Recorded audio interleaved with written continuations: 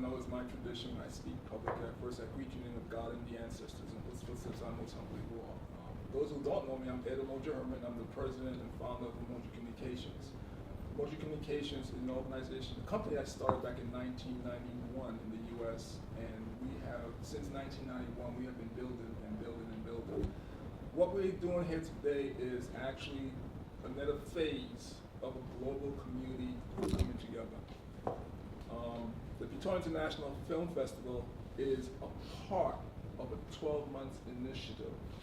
I want to make that very clear. It's a small part of a 12-month initiative to where we look at how we could expand what's going on in the global family. Because a multi-billion-dollar industry is around us right now.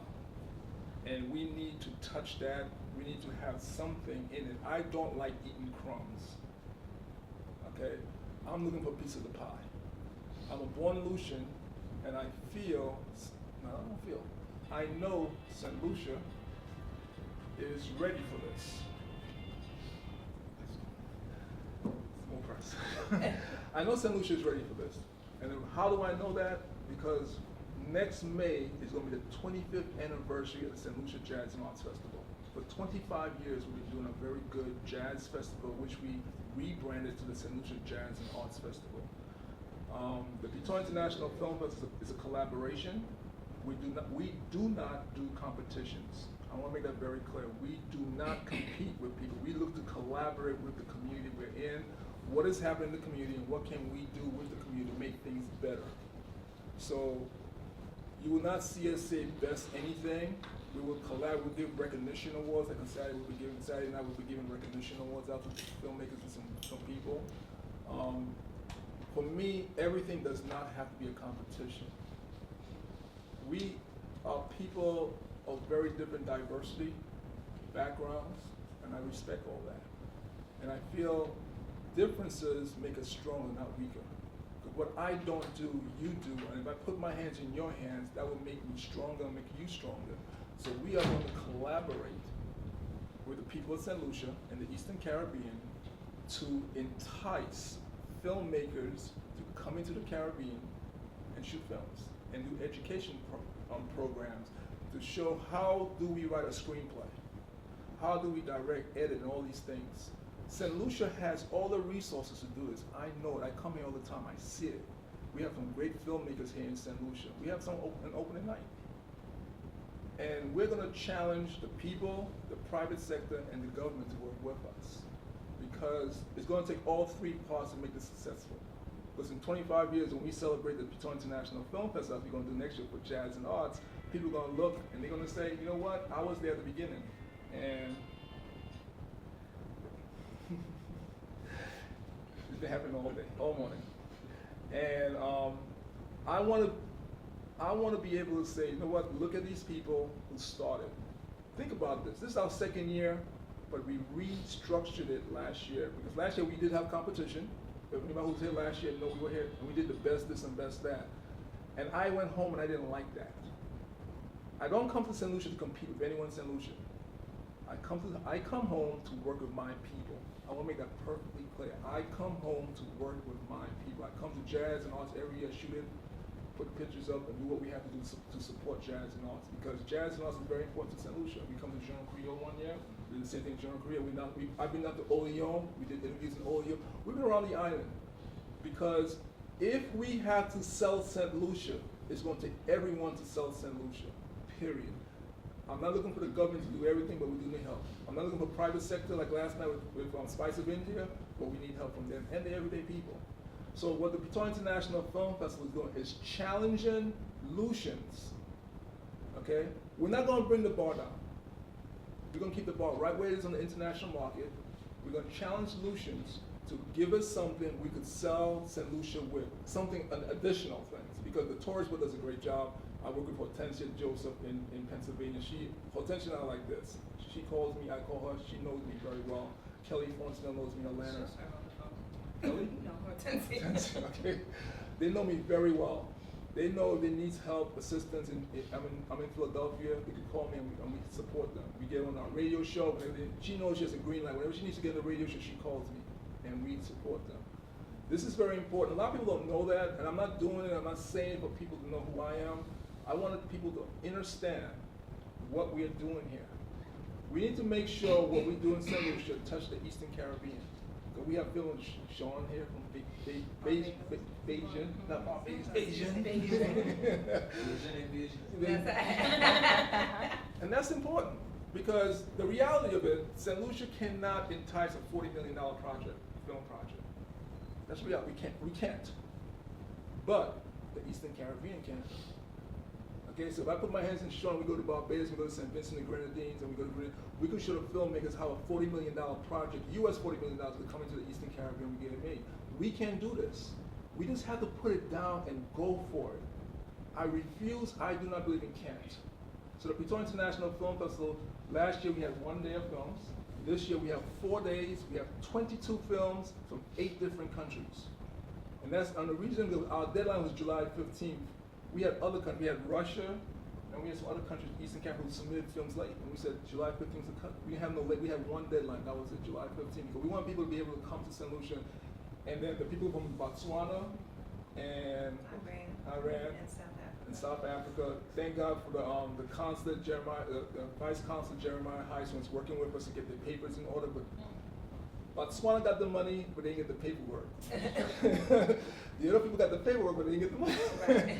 So they know next year that they're gonna have to get this stuff into jail. They had to get this stuff because to go from St. Lucia doesn't have a consulate in Botswana, so they had to go through the U.S. consulate. It's paperwork involved, so they couldn't be here. But they actually was ready to come. So if someone in Botswana see the value of coming here, and also the brother from India, Sean Roy. Yeah, he wanted to come here also. He has a movie in the film festival. We are doing this to help you all here in the Caribbean. I live in the U.S. I don't live in St. Lucia, but I'm a Lucian. So we're challenging you to reach out to us so we can take this and expose it to St. Lucia. Sitting here, we have a lot of first newbies to St. Lucia. Never been to St. Lucia before. The film festival brought them to St. Lucia. So imagine this, next year we quadruple that. Bring more people to St. Lucia, because the three industries that's immediately impacted in St. Lucia when we come is transportation, but we have to move around the island, hotels, we have to stay somewhere, and the restaurant, we have to eat. So we are going after those 3 industries. And listen, when we come here, we're going to be using you, so work with us. That's why Spicer India sponsored our meet and greet last night. So we are looking all at this, and tonight, the government, the creative industry and the tourism sector is actually working with us to get the theater tonight, Caribbean cinemas. That is what we call Uccn, collective work and responsibility. And I believe in that. I cannot do this by myself. I'm not going to try to do it by myself. We're going to make sure that everything works for the best of the Eastern Caribbean. What we cannot do in St. Lucia, we're going to go to the other people. We're going to talk to the government of St. Lucia and say, hey, who can do this in the Eastern Caribbean? I want to be real about it. St. Lucia can't do it by itself. But guess what? I want to do as much as I can for my homeland. I pay favoritism because I was born here. And I'm real about that. So what we're going to do, we have some, I'm going to turn it to the Vice President, and she's going to introduce everyone up here with us.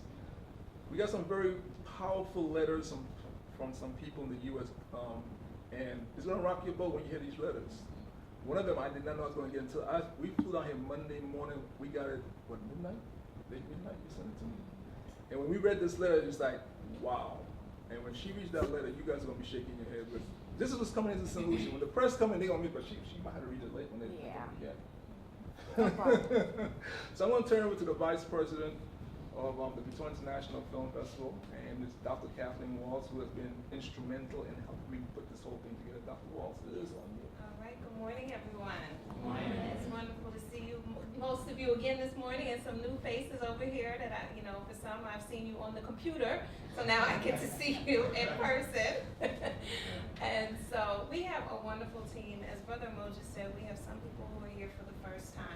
I came to St. Lucia 3 years ago for the first time, and this is now trip number 7. So, I did, yes, I'm special number. Is it? Okay, okay. I went from a bootleg Lucian to an honorary Lucian.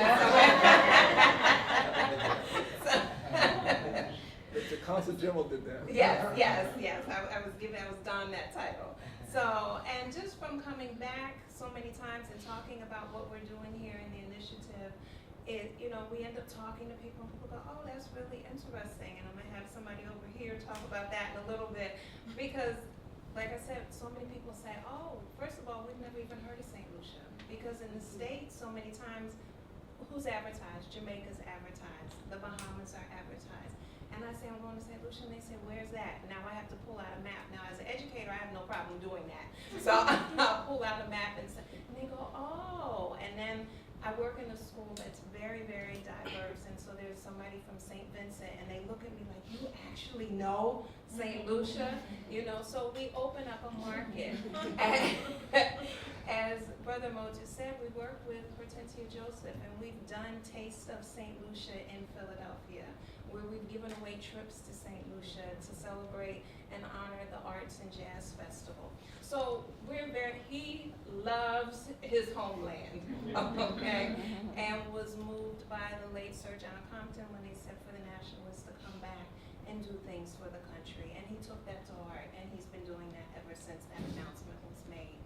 And so now it's rubbed off, and we have people who've known us throughout our lives, and then new people who we've met as well. And we even have people who are on the plane right now, on their way down still to join the festival. And so I'm going to start over here on my, excuse me. I'm going to start on my right, and I'm going to let you actually tell the story of our young lady on the right here. Oh, this one? That one. That one? Oh, no, low right. Okay. Far right. Oh, okay, yes. Well, this is very special for me, the young lady all the way down at the end of the table. For those of y'all who know her, she's a born Lucian like me. She's one of the nationals who have come home time and time again. Several months ago, Jerry George, who I've known for years, going back to New York back in the 90s, he posted a video of her doing a poem about St. Lucia. What's my area code? 758.